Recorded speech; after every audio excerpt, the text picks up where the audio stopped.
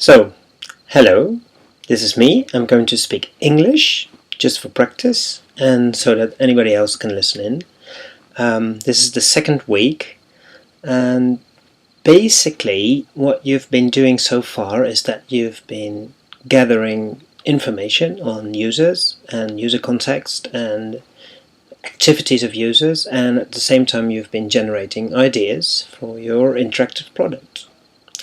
And now the question, of course, is what's next? So I'm going to share you some ideas on that. Hopefully it will help you along. And in any case, I will see you tomorrow in real life. So today the talk is called Convergence. What we're going to do today is get this massive amount of information that you've gathered so far and try to converge. If you didn't get that much information yet, it's no problem because it's just your first iteration. You can re-listen to this talk and do it again in the second iteration when you are probably going to have much more information and much more ideas already. Convergence. So that's actually, if you look at the little sketch that I made, and you see that we've been doing user research and we've been doing ideation, so generating ideas from the original problem definition. Right now we're just about here, and you'll be having lots of stuff on the table, and you probably start to think about this question mark here, like how do we get from all this information and all these ideas to one prototype? Because that's what you have to do. That's what we're going to talk about today. Right, so lots of ideas. You've got some research into technologies. You've got user research. You've got 30 ideas or plus whatever. What now? What's next? Before I'm going to tell you what's next, first let's look a bit back on your process so far. So I just want to share some thoughts with you that might be handy. If you look back on your brainstorm process, for instance, one thing to think about looking back is to think whether you really went beyond the post-it note. So did you actually actively engage in some creative activities, and did you actually make stuff like we did in the first week? In the exercise in the first day? Or did you just sit around the table and called up ideas and wrote them on post-it notes and that's it? Right? If you did the latter, then you probably didn't go deep enough into what it is all about when you do idea generation in a brainstorm session. So you want to go beyond that. You want to elaborate on your ideas, and you want to make them tangible, try them out, act them out, and so on. So what you want to do in the next iteration, if this is the case, is to do less talking about ideas, and more experiencing, more doing it, experiencing it, and then reflecting on it. Another thing to note when you do brainstorm sessions is that very often you end up in discussing all these reasons why an idea cannot work. That's actually not really beneficial for a good brainstorm session. So what you want to do is to postpone your judgment, and you don't want to say this is not possible because what you want to say is, well, if you would really want to make that possible, it might be possible in this or this way, or if we adapt it, or if we change it a little bit, then we could actually do it, what you're just suggesting. So you try to make a sort of positive contribution to someone else's idea instead of saying that it's not possible. So it's okay to steer the process in the direction that you want it to go, but it's not okay to stop somebody else's creative process by saying it can't be done or it's impossible.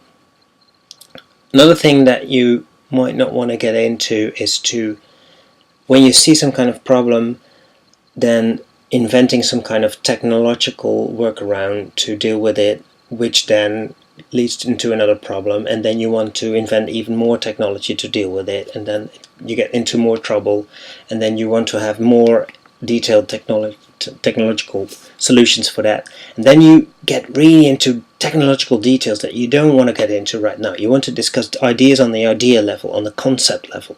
What kind of product is it? How does it work? Not what is the technical problem with it and how to solve it. Not just yet. Okay. So if you now want to go to a prototype, the goal of this would be to have an as concrete and tangible sort of summary of the best insights and ideas that you've had so far into one integrated, coherent product. It should be experienceable, don't know if that's English, but you should be able to experience it as a product, as a user, right? So that you could evaluate it on that level, on the level of experience. And working to a prototype also, a third reason for doing it, is it helps you make further choices that brings you into a level of detail that you otherwise wouldn't get. So if you compare it to, so I've just been working on making a wooden cupboard myself, and if you only stick to the idea level, like in my mind this cupboard is already finished, right? I have this perfect cupboard in mind, but when I really start making it, when I start buying wood and screws, and I start thinking about how to put it together, then I found out there's lots more problems I need to solve, and there's actually lots more to tell about this cupboard that I didn't really think about when I just had it as an idea in my mind. So I thought that the idea was already sort of finished. The concept of this cupboard that I wanted to make was already sort of finished, was complete. But in fact it wasn't at all. And only when I start really try to make it, then I find out that this concept is really not elaborated enough. So I have to really push forward and make this concept much more detailed in order to really make it a full concept and not just an idea, right? So as one says, the devil is in the detail. By working up these things, you get to new insights and new problems, the kinds of things you wouldn't even think about if you didn't actually go about and try to make it. So in this process of going from all these ideas that you have now to one prototype, there's actually two things that you need to do that are really important. One is to make sure you really explore the whole design space. So make sure that you don't get stuck into a little corner of the design space, but you're sort of sure, you're not absolutely sure, but you have the idea at least that you've been thinking about ideas here and here and here and here and in the middle, and then you can start to think about, okay, what direction do we want to go? But if you're not sure, and maybe you've only been thinking about ideas in this little corner, then you're never sure that, well, maybe there's very good ideas here or here in the full range of possibilities. So if you look at all the ideas you have, the first thing to discuss is not which one is the best idea, but are we still here with all these ideas, or did we really go all the way through the design space? And one way to do that is to cluster these ideas and to make categories and to try to find out what the design space is actually like. What kind of ideas are you making? So that means not just judging individual ideas, like this one's good, that one's better, and so on, but to look at all of them and see what kind of patterns you can make. Can you map them? Can you put them literally in some kind of space with like axes, like from left to right and from bottom to top? Like this is higher and lower, and what kind of axis I don't know, but you should. Maybe there's concepts that, maybe here's all the concepts that are games, and then you find out that 25 of your 30 ideas are actually games, and then you find out like, well, there's lots more of interactive things that we can make for children or for disabled people that are not games. Did we really explore that? So that's the one thing, right? The second thing you really need to do is what I just talked about, is this elaboration. So if you have an idea, then work further and elaborate on it. Make sure that the concepts that you really like, that you want to go further with, that you don't stop at the superficial idea level. It's really tempting to think that what you've written down on this post-it note is the idea, is the concept, and it's sort of finished at that level, and now you can just build it, right? But you really should go two or three steps further in elaborating the concept, making it more rich, making it more detailed. Think through, if we're actually going to do this, what does that mean? What kind of other characteristics and attributes does this concept then have or must have, other than just the title and the first sentence?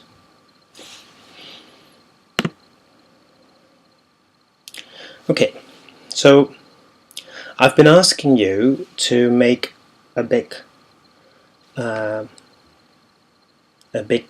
canvas in your workspace, and to make sort of a hierarchy or different levels on which to talk about your project, right? All the way from the hardcore technological software hardware level, all the way up to interaction design, concept design, product concept design, and then all the way up to what kind of needs or what kind of user situation is satisfied with this product, right? What does the product fit in the user practice?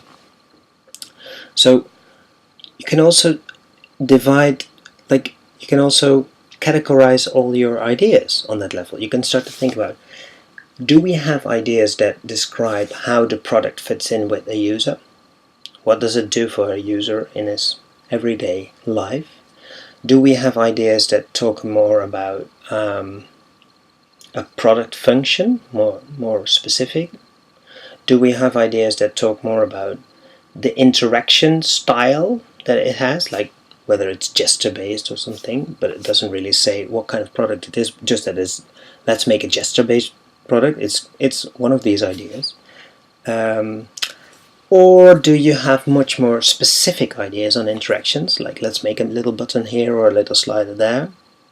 These are also ideas that can come up in brainstorms. It's not product concepts, but it's more like little details that could become part of a concept of a product. Or have you actually been thinking about ideas mostly at the technological level? Like, can we maybe use RFID, or can we use Wi-Fi, or can we use GPS or whatever? Actually, these are not product concept ideas, but they might be good ideas that help you in the project as a whole, right? But you should make sure to realize that these are on the technological level of your project, and it means that you haven't actually made a lot of progress in designing at the product concept level. So this is a short reflection on your brainstorm process, and once you've done that, you can also look back a bit on your user practice analysis, so the people, activities and context research that you've done. In talking about the people, it's important to emphasize not only problems that people have, or disabilities, right? In these projects that you guys are doing right now, all the people have disabilities. Don't just talk about their disabilities, also talk about what they can do, and especially also give me lots of rich information on what their daily life is like. So you have to talk about the normal things, like this person usually goes walking with the dog every day. Right? That's not a problem, it's just an aspect of this person's life, and you want to get into that kind of detail to be inspired to design good products for them. So make a good mix between general characteristics of this user group and particular details like every morning she wakes up together with the dog and then feeds the dog and then goes out for a little walk, and then she often meets the neighbor and has a little chat with the neighbor. These are interesting details, right? It's not about the user group is on average 37 years old or something. It's a very concrete anecdotal information about these people's lives. That's actually often much more interesting for design than knowing what the average age is of this user group, right? On that note, you might be much more interested in finding good quotes from people than having these general statistics. So a mother who talks about her kids and says, well, I wouldn't go let my kid alone on the street because she might get robbed or whatever, that's a much more interesting statement than knowing that 70% of 12-year-old girls already have mobile phones. Because of that statement, you actually know why all these kids have mobile phones. It's because these mothers are afraid that something happens to these kids.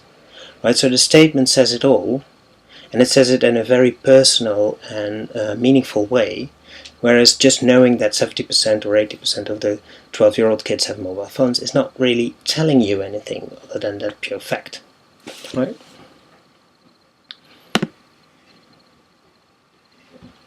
Activities. So we talked about people. If you look back on how you have described activities of people, look back on what you wrote and then try to see if you were really detailed and rich in describing the activity of a person.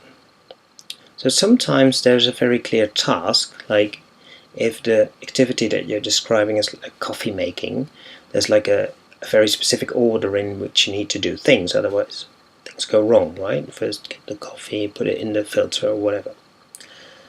But very often the activity is not really a task, it's not well defined, and you need to just look and observe very carefully and talk with people about what they do and how they do it. Try really to stick to the practice. Very often people will tell you what they're supposed to do, but that's not really what they actually do. And if you want to design it right, you want to know what people actually do in practice and not what's in the cookbook, so to speak, right? So a police officer will give you a very nice story about how he should act when he stops somebody on the street for a check. But what he actually does might be something very different. We hope not, but you never know. So what you could, how can you make the story rich, right?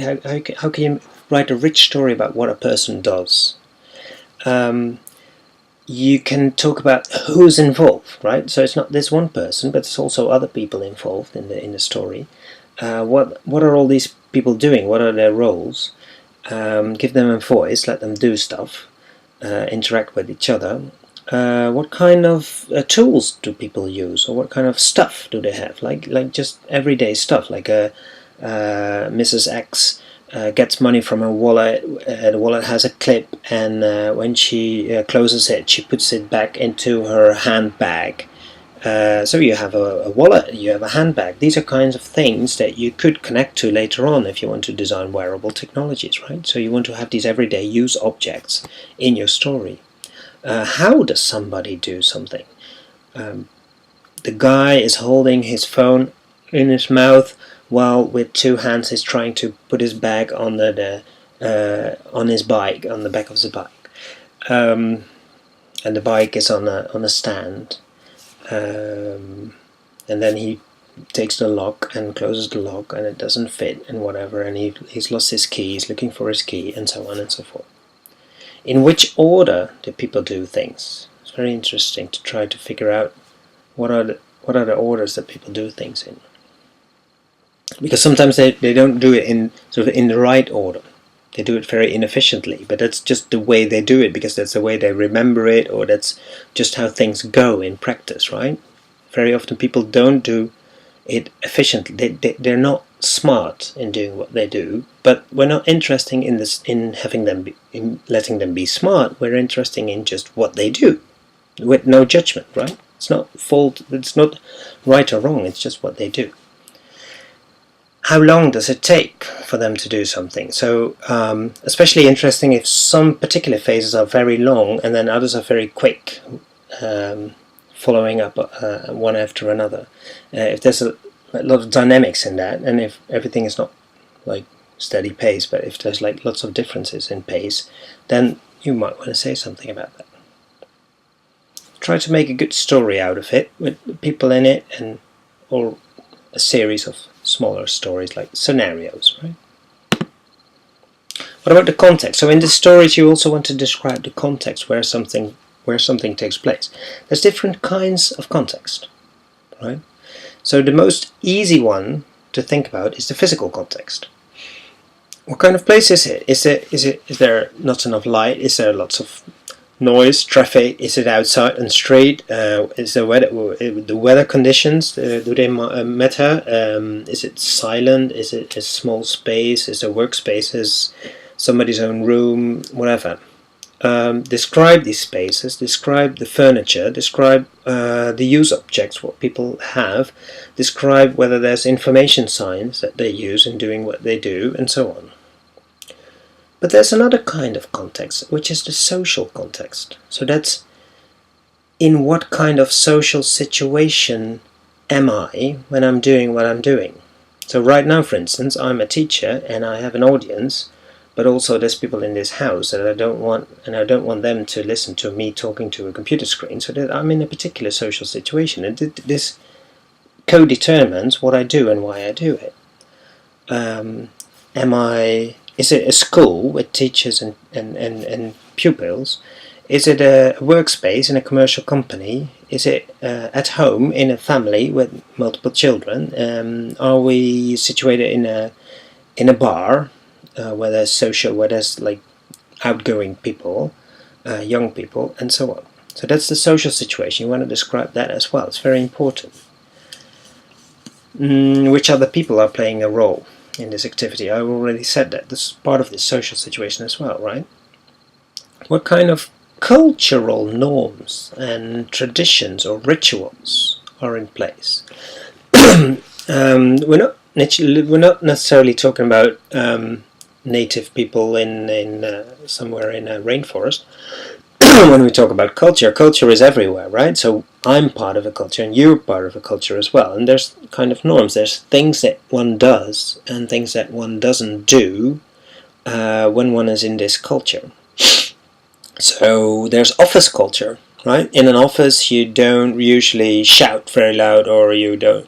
But in some offices you do. So you might want to find out what kind of office culture there is if you're doing a project in an office.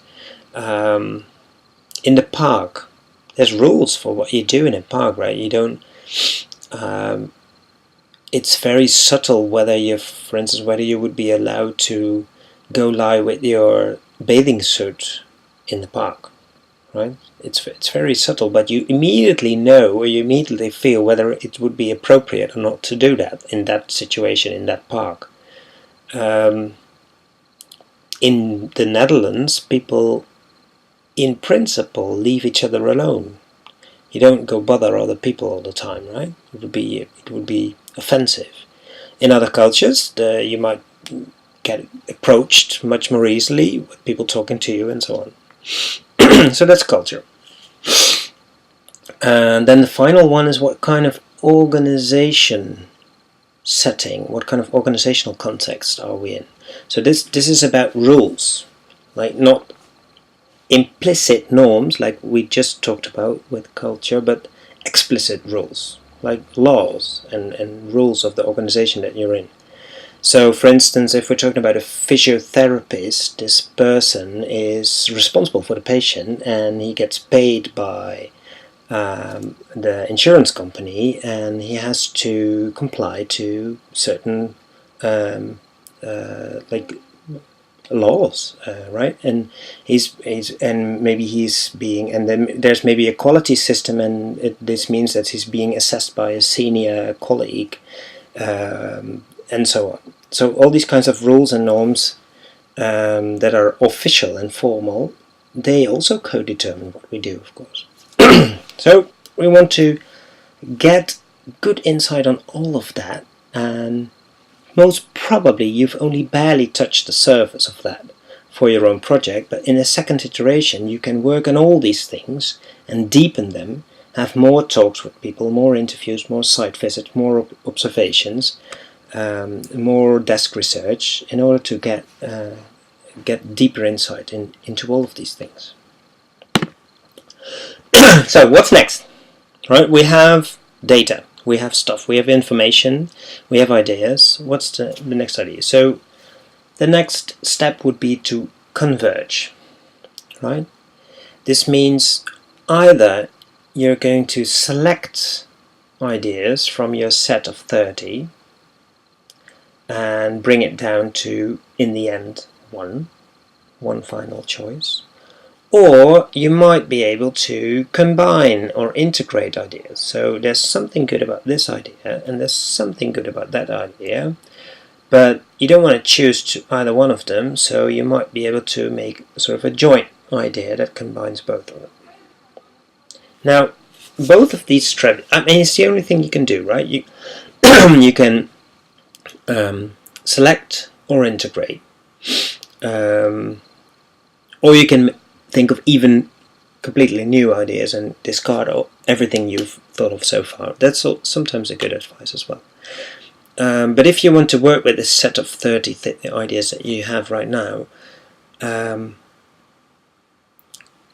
there's two cautions, two precautions. One is, if you want to select ideas, don't choose too easily, and don't just discard an idea too easily because you think it's not doable in practice, it's not feasible, you can't make it, you can't prototype it, you don't have the technology or whatever. Very often you have a good idea, it's practically completely impossible to build it in prototype, let alone next week, but not even maybe in half a year, but it's still a good idea. Then what you better should do is to reshape it, reform it, adapt it. Try to keep the gist of what's good about the idea. Try to keep that, and then still change it so that you can actually prototype it or make it, or that it becomes practically possible to do something like that. This is much better than just discarding the ideas and then only sticking with the ideas that you can actually make, that you know you can actually make, right? Because it's not guaranteed at all that the things that you can actually make and that you know you can actually make right now in their current form, that these are going to be the best ideas. And it's much better to take an idea that's really good but totally impossible to make, and then try to discuss with each other, how can we make this work? How can we do this, but in a way that we can actually build it in the time and given the skills and time and knowledge that we have. If you want to integrate and combine ideas, there's another precaution you should take. There's another danger there, and that's that you make a very ugly product. And there's this tendency of people to not being able to discard ideas that they like. So you might like 5 ideas and you might not be able to choose, and there's this saying that says kill your own darlings. You should be able to, I really like this idea, but I'm going to kill it because it doesn't fit in with the rest, right? And if you just want to make it a forced fit, then you really get this ugly, the sheep with the 5 feet, we say in Holland. There's no unity, there's no identity, there's no wholeness, there's no coherency, right? No consistency. It's just an ugly thing. It's just everything mumbled together into a big thing. So you don't want to do that as well, right? Other than that, you have to get from a lot of possibilities to only one in the end. Do this in steps. So don't go from 30 to 1. Don't just choose one idea from it, but first take the 10 best or the 15 and reflect on it. Discuss, why are these better than the ones we don't choose? If we integrate, is it still coherent? Is it still a consistent? Is it still a sort of a beautiful product with elegance, with one core design idea behind it? Then if you have a sense of why it is that you went from the 30 to the 15, and you start to understand what's good about them, then make the next step and go to 5 concepts. Then elaborate on these concepts. Give them to, like, every person of the group take one and spend 1 hour in thinking more about this concept and then presenting to each other, right? So I'm taking one of the concepts that I really like, I'm going away for 1 hour, and I come back and I'm going to present to the rest of the group why I think this one should win.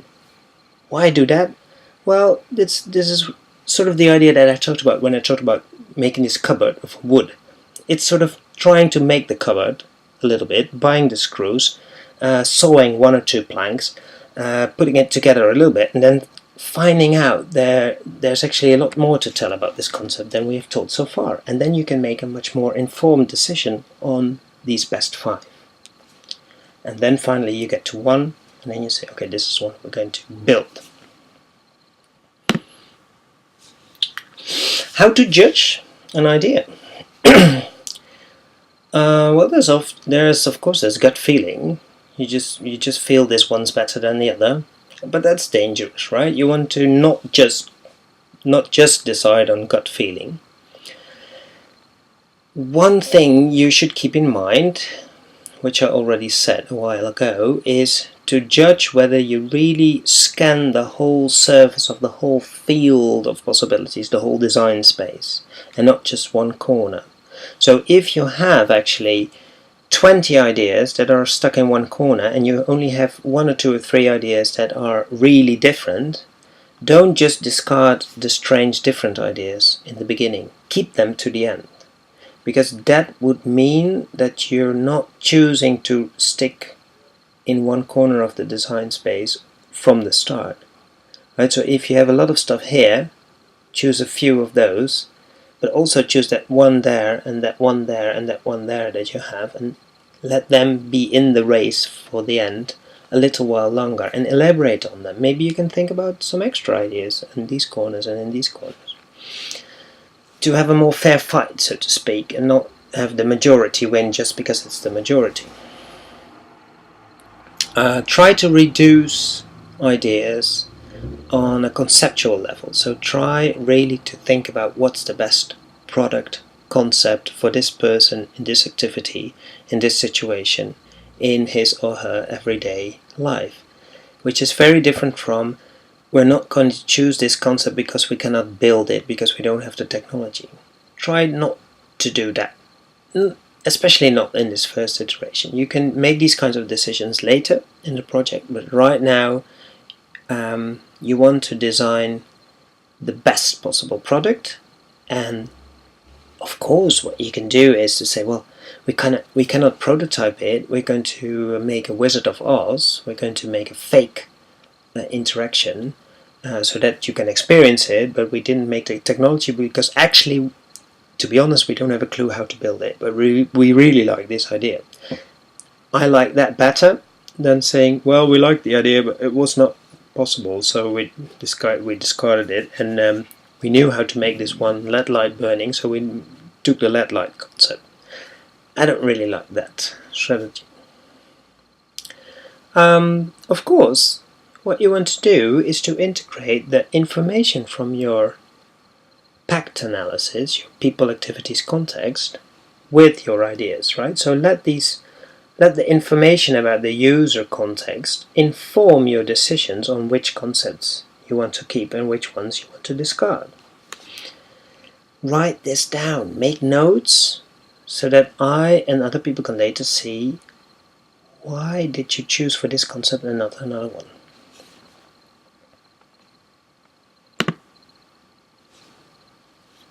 So you can use this information from your unpack analysis quite directly. Just take the scenarios, take a product concept that you like and think, would Mr. X actually like to use this product in this situation, in this activity, and how would that work, and how would it work, and would it work better than the other idea that we had, and so on. Another way to go is to first make a list of requirements that you distill from the stories, and then really judge every idea by the requirements in sort of tick-off test, like how many requirements does it satisfy. It might work, it might seem very scientific and very thorough and very methodological to do that latter thing, but do the first as well. Just look at the whole story and try to imagine for yourself, does this product work for Mr. X in his situation?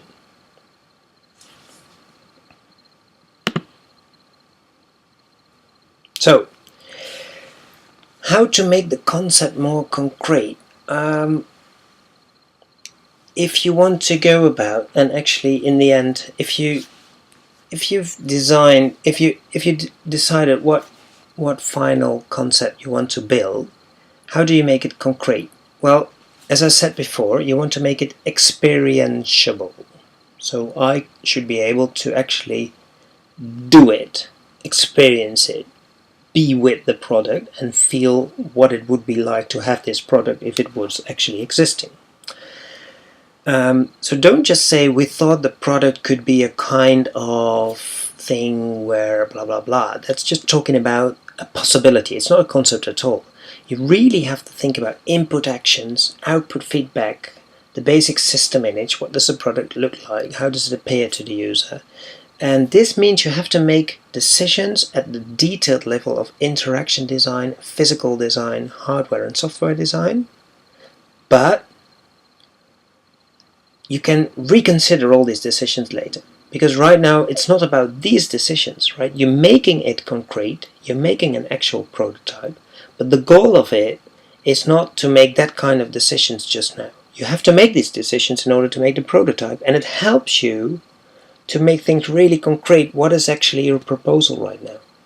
But right now what you're actually doing is designing the product concept on a much more general level. You're showing it to me in a concrete prototype. But what we're discussing and what we're evaluating later is whether the concept is the right concept. Not whether this one button it should be round or square, or whether it should be a slider, or whether there should be a button at all on it. That's not we can change all of that later, right? Okay, so for next week, what I would like you to do is to go through this whole process from a lot of information to one final choice. And of course, if you want to make this Wizard of Oz, you can already also start to discuss how to build it, how to make it, how to prototype it. And what I would like you to do is to document this process. So to start with all this information in the beginning and to somehow show me how you went from these 30 ideas and all this information on user and activities and context, and how you let that inform your choice of your designs, how you integrated ideas, combined them or selected them, and how you went all the way to one final concept choice. So don't just jot down the final choices that you make, but also show me how and why you went from one step to the other. What are the insights? What are the more general lessons that you're actually learning in going through this process, right?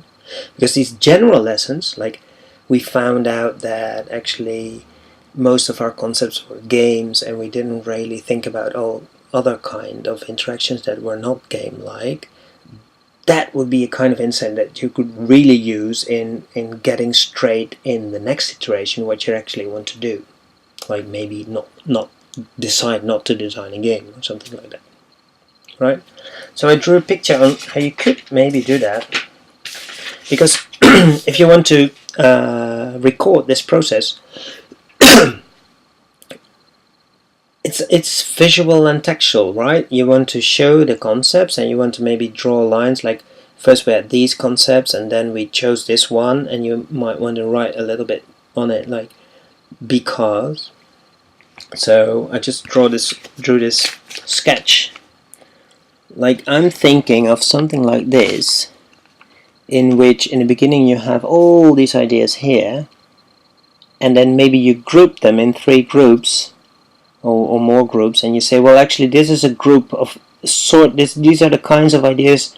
We had a lot of them, but we actually don't want to go further with them at all, because they're not relevant for where we are now. We actually want to focus on these kinds of ideas here, so we took the best one from here and the best one from there, and then we have some kind of information coming in from our user stories, and this information is actually helping us to decide which one of these 3 ideas here is the best one.